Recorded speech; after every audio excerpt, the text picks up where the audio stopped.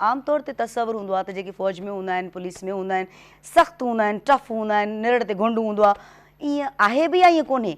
घर में कीअं हूंदा आहिनि? छा घर भातियुनि सां बि ईअं ई हूंदा आहिनि? चांहि त गंढे हेॾा नच, छा घर में बि ईअं हूंदा आहिनि? इहो थोरो अॼु पतो कंदासीं ऐं उन्हनि जा एक्सपीरियंसिस तव्हां सां शेयर कंदासीं। जेका शख़्सियत असां सां गॾु आहे, मां हुननि जो तारुफ़ कराईंदी हलां। ब्रिगेडियर बशीर आराई साहब, अस्सलाम वालेकुम सर। वालेकुम अस्सलाम। भली कार कयूं था, तव्हांखे ख़ुशि आहियो? ॾाढी महिरबानी सभिनी। सर कचहरियूं कयूं था, वरी ज़िंदगी तव्हांजी गुज़री आहे, लाहा चढ़ाव सभु थोरो पतो करण जी कोशिशि कंदासीं, नॉलेज वठंदासीं, ठीकु आहे? तव्हां खां कयूं त शुरू। सर तव्हांजो ॻोठु कहिड़ो, किथां जा आहियो बेसिकली? असांजी ॻोठ आहे सांगड़ रोड, नवाबशाह शहर आहे ऐं सांगड़ रोड ते आहे टेमोरी ॻोठ आहे ऐं असां हुनखे ढोले वारी ॻोठ बि चवंदा आहियूं। जी जी, असांजी पैदाइश उते जी आहे। असांजी बेसिक तालीम जेका आहे नवाबशाह जी आहे, उन ई ॻोठ खां पंधु हली नवाबशाह में पढ़िया आहियूं ऐं अॼु तव्हांजे साम्हूं वेठा आहियूं। न, असांजे साम्हूं त पहुचण में तव्हांखे इलाही साल लॻा आहिनि, उहे उन्हनि सालनि जो हिसाबु किताबु वठंदासीं न तव्हां खां। पहिरें त तव्हांजे नंढपण जो वठंदासीं, स्कूल में कीअं हुयो, पढ़ाईअ में कीअं हुयो? असां जॾहिं पढ़ाई शुरू कई हुई त असांजे ॻोठ में बिजली बि कोन हूंदी हुई, बसूं बि कोन हलंदियूं हुयूं। असांजो ॻोठ जेको आहे, हाणे त शहर में अची वियो आहे ॻोठ, पर जॾहिं असां नंढड़ा हूंदासीं त तॾहिं असांजी ॻोठ जेका आहे नवाबशाह शहर खां या स्कूल, असांजे स्कूल खां तक़रीबन 4 मील हूंदो हो, माइल, 4 माइल, अॼु त किलोमीटर थी वियो आहे, तॾहिं मील चवंदा हुआसीं। त असां ॻोठ जा सभई नंढड़ा ॿार पंधु हली गर्मी में, सर्दी में स्कूल पहुचंदा हुआसीं, टोलनि जी सूरत में। नियाणियूं घटि पढ़ंदियूं हुयूं, जेके मतिलबु मेल छोकिरा हुआ उहे वेंदा हुआ कॉलेज में। वालदेन महिनत मज़दूरी करे सभिनी ॿारनि खे पढ़ाईंदा हुआ ऐं जेकॾहिं हुन ज़माने जा स्कूल ॾिसो त असांजे जेके क्लास हुई उन में कुझु बेंच पिया हूंदा, कुझु टाट जा मतिलबु हेठि दरियूं हूंदियूं हुयूं, त असां उन ई बेंचनि ते ऐं उन ई टाट ते वेही पढ़िया आहियूं। ऐं पोइ उते ई असांजो प्राइमरी पास कई हुई ऐं जॾहिं प्राइमरी में 5वीं क्लास ताईं असांखे ABC बि कोन पढ़ाईंदा हुआ, सिंधी या उर्दू मतिलबु ABC बि कोन पढ़ाईंदा हुआ। त पोइ आहे उते मशहूरु स्कूल आहे, अला जन नसीब करे HM खोजा, जेके सिंध में नालो असांजो एज़ ए एजुकेशनिस्ट, असांजो हेड मास्टर हूंदो हो DC हाई स्कूल में। वाह वाह, इहो बि ऑनर आहे वॾो। जी, असां पोइ DC हाई स्कूल में असां मैट्रिक कई, नवाबशाही में जेके डिग्री कॉलेज हो उतां इंटर कई ऐं ख़ुशकिस्मती असांजी माउ बाप जी दवा असांखे दवाऊं लॻियूं त असां मेडिकल में हलिया हुआसीं, लियाकत मेडिकल कॉलेज जामशोर। ज़बरदस्त, ऐं ॾाढी सुठी ॻाल्हि आहे। ऐं मूंखे तव्हां जॾहिं मूं थोरी हिस्ट्री तव्हांजी ॾिठी पई त ख़बर पई त जेके वॾड़ा हुया तव्हांजा हारपो कंदा हुया। असांखे सिंध में ऐं अॼुकल्ह जेके असांजी अराई बिरादरी आहे हुनजो ऐं सरपरस्ती आला आहे अराई बिरादरी सिंध जो। असांखे सिंध में तव्हांखे बि ख़बर आहे त असांखे आबादगार चवंदा आहिनि, छो त असां जॾहिं इंडिया खां माइग्रेट असांजा वॾा थिया त हिते सिंध में अची सिंधियुनि असांखे वेलकम कयो ऐं असां कुझु कंहिंखे ज़मीन मिली, कुझु ज़मींदार जेके सिंध जा हुआ हुननि ज़मीन ॾिनी, पोइ असां खेती ॿाड़ी शुरू कई। असां क्लेम था कयूं त बाबा सिंध खे असां सभिनी खां वधीक आबाद कयो आहे, जेके बि जिथे बि तव्हां सुठियूं फसलूं ॾिसो त असां आबादगारनि जी हूंदियूं। वाह वाह, जेके पाण सिंधी में हारी चवंदा आहियूं, हारपो चवंदा आहियूं ऐं हर हरण वारा चवंदा आहियूं, हारी हूंदा आहिनि। जेके ॿनियूं उहे जेके हूंदियूं आहिनि, जंहिंमें जेके सावक जेका वणंदी आहे उहो क्रेडिट हिननि ॾे आहे। ऐं जेको का ॻाल्हि एडमिट कंदो आहे न, बेसिक खे, पंहिंजी बुनियाद खे जेको न विसारींदो आहे न, ॾाढा उहे माण्हू सुठा हूंदा आहिनि ऐं उहे ई तरक़ी कंदा आहिनि। तव्हांजी ज़िंदगीअ में माशाल्लाह तव्हां स्ट्रगल बि तमामु घणी कई आहे ऐं जंहिं फील्ड सां तव्हांजो वास्तो हुयो उन में थ्रेट्स बि तमामु घणा हूंदा आहिनि। पंहिंजी लाइफ खे, पंहिंजी लाइफ जेको रिस्क हूंदो आहे, तव्हां ॿिन्हिनि जो जेको शोबो आहे ज़ाहिर आहे, तव्हांखे केतिरा भेरा फेस करिणो पियो ऐं कॾहिं तव्हां सरेंडर सोचियो करण जो, छॾियो हथियार फिटा कयो, हलो ॿार बचा असीं? जॾहिं तव्हां फ़ौजी वर्दी पाईंदा आहियो न, पोइ सरेंडर जो जेको लफ़्ज़ आहे न उहो तव्हां मिटाए छॾंदा, उहो डिलीट करे छॾंदा पंहिंजी डिक्शनरी खां। उहो असां वटि सरेंडर जो लफ़्ज़ हूंदो ई न आहे। ऐं मुंहिंजो शोबो जेको आहे मेडिकल जो हो आर्मी में, ऐं मतिलबु बेसिकली बाय प्रोफेशन आउं डॉक्टर आहियां ऐं 83 में फ़ौज जॉइन कईसीं। पोइ हुन में मूं मतिलबु बोस्निया वार ॾिठी आहे, सोमालिया वार ॾिठी आहे, गल्फ वार ॾिठी आहे, अफ़गानिस्तान में जेके वार हुई, चित्राल में रहिया आहियूं, 5 साल उते रहिया आहियूं, सियाचीन बि ॾिठो आहे। कॾहिं इहो ख़्यालु बि न आहे त मतिलबु जेके असां फासी वियासीं की जंग में या को दुश्मन अची वियो त असां सरेंडर कंदासीं। हिकिड़ो ई हूंदो आहे त या मरणो आहे या हिननि खे मारणो आहे। वाह तो सॼी उमिरि असांजी ईअं ई गुज़रंदी आहे फ़ौज में। ऐं फ़ौजी जो मतिलबु इहो हूंदो आहे त तव्हां मुल्क लाइ मरणो आहे, क़ौम लाइ मरणो आहे। क़ौम लाइ मरणो, बिल्कुलु हिन में कोई शक कोन्हे। पर फैमिली हूंदी आहे न, जीअं अमड़ हूंदी आहे, जीअं घरवारी हूंदी आहे, जीअं बचिड़ा हूंदा आहिनि, उहे ॾाढा हसास हूंदा आहिनि पंहिंजे पीउ जे लाइ, पंहिंजे भाउ जे लाइ। ऐं इहो शोबो ज़ाहिर आहे त पंहिंजे मुल्क सां मोहबत लाइ मां सिर कुर्बान। बच्चा जेके हूंदा आहिनि अमड़ वारा या जेके फैमिली जा, उन्हनि खे ज़ाहिर घणा ई इनसिक्योरिटीज़ हूंदियूं आहिनि, थोरो रोकींदा आहिनि, इमोशनली ब्लैकमेलिंग बि करे करे थींदी आहे। ईअं थियो करे? असां मुस्लमान आहियूं न, पोइ फ़ौजी आहियूं। असांखे जेके ट्रेनिंग बि ॾींदा आहिनि उहो बि इहो ॾींदा आहिनि त असां मुल्क ऐं क़ौम लाइ फ़ौज में आया आहियूं। इहो जेको ॻाल्हि आहे इहो असांजी फैमिली में वेंदी आहे। इन करे तव्हां ॾिसो त ठीकु आहे, मतिलबु को शहीद थी वेंदो आहे त दुख थींदो आहे, औरत बेवा थींदी आहे, ॿार यतीम थी वेंदा आहिनि, पर हा, पर ॾिसो त जॾहिं हुनजी लाश ईंदी आहे घर, हुनजी मैयत घर ईंदी आहे त उहो पाकिस्तान झंडे में हूंदी आहे। हुनखे फ़ौजी जेके आहिनि उहे सलामियूं ॾींदा आहिनि। ऐं इहो सभु कुझु ॾिसी जेके फैमिली आहे न उनखे ढारस हूंदी आहे त जेके माई आहे त उनजो मुंहिंजो हस्बैंड जेको आहे शहीद थियो आहे, ऐं जॾहिं ताईं हाणे जियां थी मूंखे शहीद जी बेवा चवंदा आहिनि। ऐं पाकिस्तान आर्मी जो हिकिड़ो सिस्टम आहे त हुन में कॾहिं बि इनसिक्योरिटी फैमिली खे न ॾींदा आहिनि। असां उन्हनि खे ख़बर आहे त जेकॾहिं मुंहिंजो पुटु, मुंहिंजो मुड़ुसु, मुंहिंजो को बि शहीद थी वियो त सॼी पाकिस्तान आर्मी आहे जेके मूंखे इज़त जी निगाह सां ॾिसंदी ऐं मूंखे संभालंदी, ऐं फ़ौज संभालंदी आहे। संभालींदी बसि, सुठी बि ॻाल्हि आहे। पहिरीं सर तव्हां ॿुधायो, फ़र्क़ु ॿुधायो पहिरें त। मुंहिंजे ख़्याल में जेके once army man is always army man. मतिलबु असांजी जेके घर वारा बि चवंदा आहिनि त बाबा तव्हां हाणे महिरबानी कयो त हाणे रिटायर थिया आहियो, हाणे त ईज़ी थी वञो। जीअं असां हाणे रिटायरमेंट खां पोइ असां वेंदा आहियूं किथे टूर ते मरी या एबटाबाद घुमणु फिरणु वेंदा आहियूं त आउं सुबुह 7 बजे उथी नाश्ते चवंदो आहियां त मुंहिंजा ॿार चवंदा त बाबा असां टूर ते आया आहियूं, फ़ौजी ट्रेनिंग ते कोन आया आहियूं। त असांजी त ख़ैर जेके फ़ौजी जी ज़िंदगी आहे सेम हूंदी आहे। मतिलबु घर वारनि खे प्रॉब्लम कोन थींदो आहे न पोइ रिटायरमेंट वारी पोवर लाइफ खां? न असांजे घर छो जीअं हेड मास्तरियाणी हिकिड़ी हूंदी आहे न, उहा बि आख़िर ताईं हेड मास्तरियाणी रहंदी आहे, हुनजी नुंहुं हुन मां ॾाढो तंग हूंदी आहे। ससु थियण जी कोशिशि करे, मुंहिंजी हेड मास्तरियाणी जो थी। इहो बि त ॾिसो त असां इंसान बि त आहियूं न। असांजी जेके फ़ौजी वर्दी पाए असां यूनिटनि में जीअं रोब सां घुमंदा आहियूं, ईअं घर में कोन हूंदा आहियूं। घर में न घर में ईअं कोन हूंदा आहियूं। घर में फ़ौज में हिकिड़ी आहे कहावत आहे त जेको अफ़सर हूंदो आहे उहो हिकु रैंक हेठि हूंदो आहे। जॾहिं आउं ब्रिगेडियर आहियां त मुंहिंजी ज़ाल मेजर जनरल हूंदी, इहो मेजर आहे त हिन जी ज़ाल जेका लेफ्टिनेंट कर्नल हूंदी। बिल्कुलु। त एक्चुअली फ़ौज में जेके फैमिलीज़ आहिनि न, जेके औरत ज़ात आहे, हुनजी ॾाढी इज़त आहे।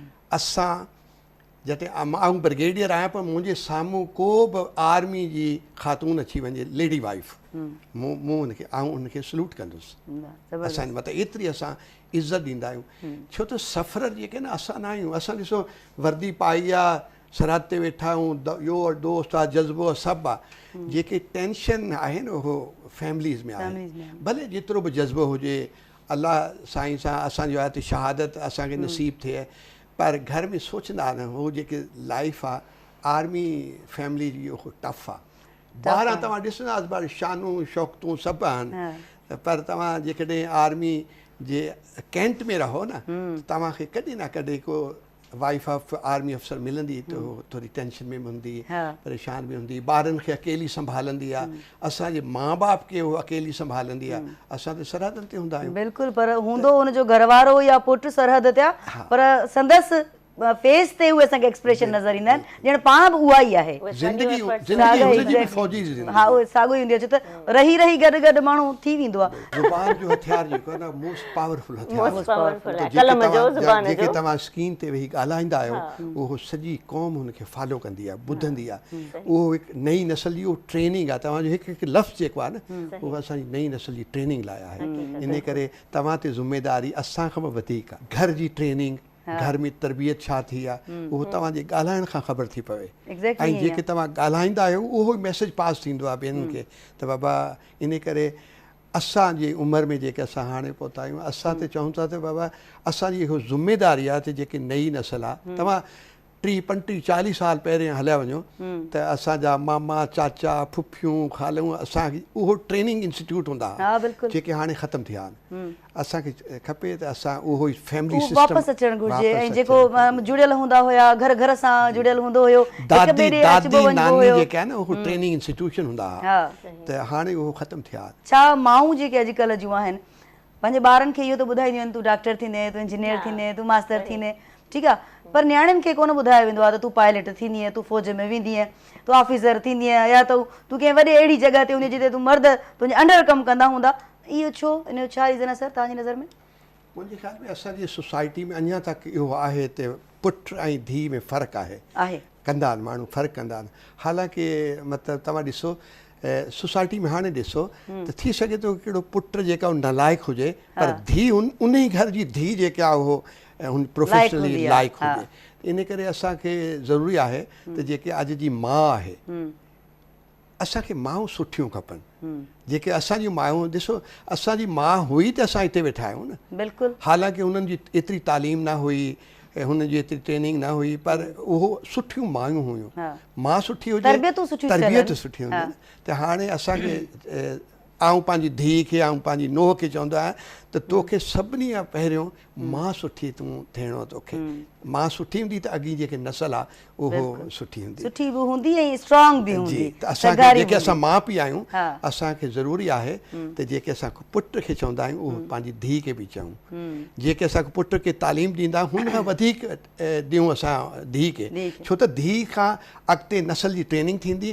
पुटु त कमाईंदो वञी जिथे पर घर जी ट्रेनिंग ऐं तरबियत जेका उहो तव्हांजे ज़िम्मे आहे तव्हांजे ज़िम्मे आहे हा बिल्कुलु बिल्कुलु ऐं उहो ई जीअं मुंहिंजी अमड़ चवंदी आहे त जेकॾहिं अटो सुठो ॻोहियलु हूंदो आहे त मानी ॾाढी सुठी पचंदी आहे बिल्कुलु मुंहिंजी वाइफ ऐं सियाचीन ते हूंदो हुउसि त मुंहिंजी वाइफ चवंदी हुई असां पैसकम हिकिड़ो हूंदो आहे सिस्टम असां हुन खां फ़ोन कंदा हुन में एक्सचेंज में टेलीफोन हूंदो आहे त उहो जेके ऑपरेटर हूंदो आहे उहो बि ॿुधंदो आहे त मुंहिंजी मिसिस चवंदी हुई साल थियो शादी खे त मुंहिंजी मिसिस चवंदी हुई त कॾहिं तव्हां लव यू तो कह दिया करो तो मैं कहता था कि भाई मैं लव यू तो कह दूं लेकिन बीच वाला सुन रहा है तो सारा करके मतलब कि हमारा दिल तो चाहता है कि लव यू और मिस यू कहें लेकिन बीच वाला सुन रहा हो तो फिर नहीं कहते बीच वाला सुनेगा तो केड़ो फर्क तो पे आए ज़ाल न पंजी हिसाब से ॻाल्हायो असांजो हक़ आहे हुन ते इख्तियार आहे उनखे चई सघो त मूंखे तोसां प्यार आहे उसके बाद जब थोड़ी सी अकल आ गई कि भाई बीवी को कहना चाहिए लव यू भी कहना चाहिए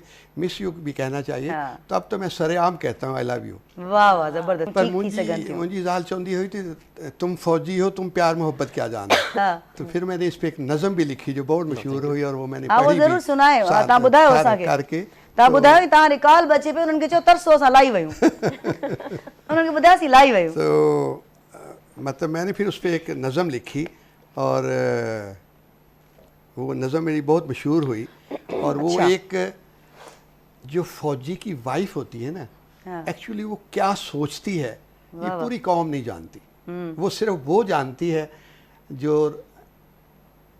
भुगत रही होती है जो उससे अलग रहती है नहीं मैं समझी जो भुगत रही होती है जो उससे अलग रहती है और अलग रहती है और वो सोचती रहती है कि तो मैं जरूर ये एक्चुअली तो मेरी जो बेगम ने कहा है मैंने वो खुद लिखा है वाह तुम फौजी हो तुम प्यार मोहब्बत क्या जानो तुम खाकी हो तुम सहरा के तुम जंगल के तुम सियाचीन के बासी हो तुम प्यार मोहब्बत क्या जानो वाह वाह कभी लव यू कहना सीखा है हम पे इल्जाम है ना कि हम लव यू नहीं कहते ना हम मिस यू नहीं कहते अच्छा ये पुराने दौर जी गाल हां तो साईं चवंदा लेकिन देखिए मैं तो जनरल बात करूंगा जनरल बात तो यही करेंगे ना कि वो नहीं कहते कभी लव यू कहना सीखा है कभी मिस यू कहना सीखा है सरहद पर ही बैठे रहते हो जब फ़ोन करूं तो कहते हो मुझे मुल्क बचाना है मुझे मुल्क बचाना होता है मुझे तुमसे मोहब्बत है जाना कभी कहते हो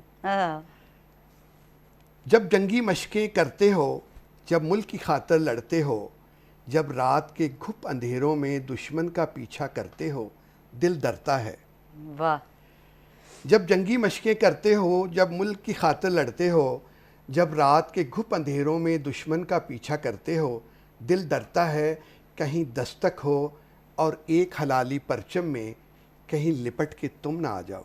वाह वाह, ॾाढो सुठो ख्याल, ये वो ख्याल हैं जो उस ॾाढो वाइफ सुठो को ख्याल आते हैं। तमाम। उन तन्हाई की रातों में जब दोनों बच्चे सोते हैं तो तन्हा कितनी होती हूँ। ये है वो बीवी के ख्यालात, ये है बीवी की फीलिंग जब हम सरहद पे होते हैं या सियाचिन पे होते हैं। उन तन्हाई की रातों में जब दोनों बच्चे सोते हैं तो तन्हा कितनी होती हूँ, मैं छुप छुप के क्यों रोती हूँ, याद आते हो तड़पाते हो, वाह फिर यही दुआएं करती हूँ, मेरे ढोल सिपाहिया जा तुझको मैं रब के हवाले करती हूँ। वाह वाह वाह वाह, माशाल्लाह। गर मुल्क की खातिर मरना है तो मुझसे प्यार की पींगे क्यों। हाँ वाह, जब मुल्क की खातिर मरना है तो मुझसे प्यार की पींगे क्यों, गर तुमको शहादत प्यारी है तो मुझसे ऐसी यारी क्यों। वाह वाह वाह, कुछ हौसला रख के सुनना। अब उसको गिले हैं, हमारी बीवियों को गिले हैं, वो गिले आप सुनो। तव्हांजा भी एहसास आहिनि सागाई, बिल्कुल है ना? बिल्कुल। कुछ हौसला रख के सुनना। अब DHA की नारें देखी हैं, हाँ नारें लड़की को हम कहते हैं। DHA की नारें देखी हैं, कभी बहरिया टाउन गए हो तुम, वहाँ शॉपिंग होती देखी है, कभी फैशन देखे हैं उनके, क्या इतनी ही मनमोनी है, वाह, क्या हमसे ज़्यादा सोनी है। हाँ मैं हीर से ज़्यादा सोनी थी, सस्सी की तरह मनमोनी थी, तेरे हिजर ने ढोला मार दिया। हाय हाय, वाह वाह वाह, मैं हीर से ज़्यादा सोनी थी, सस्सी की तरह मनमोहनी थी, तेरे हिजर ने ढोला मार दिया, कब बेवा होके जीना है, इस फिक्र ने ढोला मार दिया। क्या ख्याल है। हमारी बीवियों को बिल्कुल नहीं पता होता नहीं कि पता अरे होता, बेवा आगे- किस दिन आगे होना है। रहम बिल्कुल बिल्कुल, मैं हीर से ज़्यादा सोनी थी, सस्सी की तरह मनमोहनी थी, तेरे हिजर ने ढोला मार दिया, कब बेवा होके जीना है, इस फिक्र ने ढोला मार दिया। जाओ तुमसे शिकवे क्या करने, तुम फौजी हो, तुम खाकी हो, तुम प्यार मोहब्बत क्या जानो, तुम्हें मुल्क बचाना होता है, तुम मिस यू कहना क्या जानो। हाय हाय, असांखे सभिनी जा एहसास तव्हां ॿुधाए छॾिया। ऐं बिल्कुलु, अच्छा न रुगो जेके फ़ौजियुनि जूं घर वारियूं हूंदियूं आहिनि उन्हनि जा इहे एहसास हूंदा आहिनि, जेके असां जहिड़ियूं उन्हनि फ़ौजियुनि जूं भेणूं हूंदियूं आहिनि उन्हनि जा एहसास सभु साॻा ई हूंदा आहिनि। जेको माण्हू उन पूरे मुल्क सां मोहबत करे सघे थो त उनजी पंहिंजे घर भातियुनि सां छा मोहबत हूंदी, थोरो तसवुरु त कयो।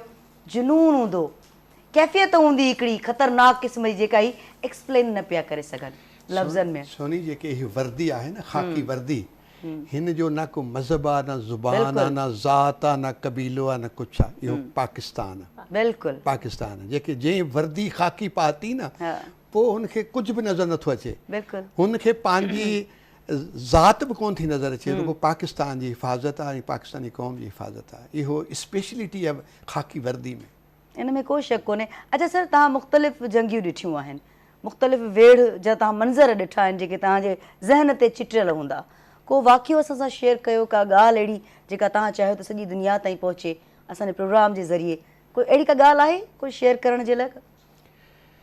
सियाचिन में हिकिड़ो ऑपरेशन थियो हो जंहिंमें असांजा काफ़ी हिकिड़ो ब्रिगेडियर बि शहीद थियो, बाक़ी कुझु सोल्जर बि शहीद थिया। असां हुन में पोस्टमार्टम कंदा हुआसीं, जेके बि मतिलबु तव्हां यकीन करियो त जेको बि शहीद असां वटि आया हो, जेके गोली हुई न सीने ते हुई, जेके डॉक्टर आहे उहो ॾिसी वठंदो आहे त गोली जेके आहे हुनखे हिन पासे खां लॻी आहे, हिन पासे लॻी, निकिरी किथां आहे।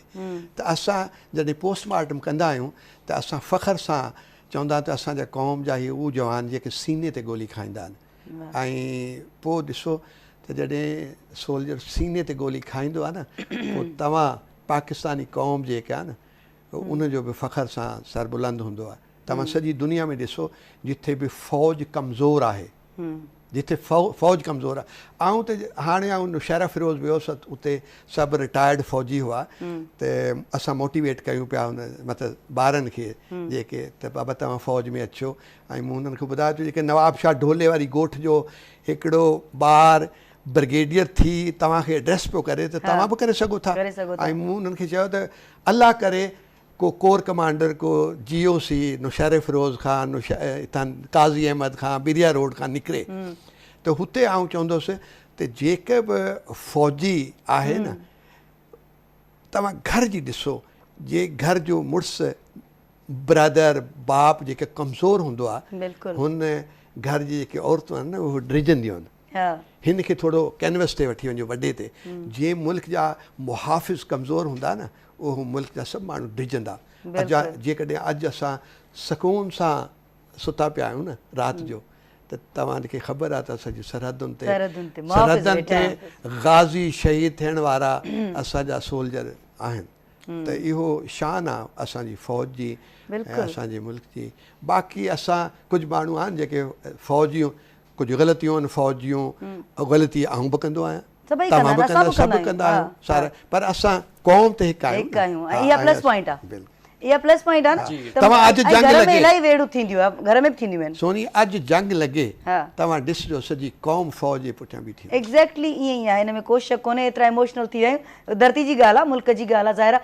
ज़िंदगी में शोबो को बि हुजे, हुन में एक्सलेंस त आहे न।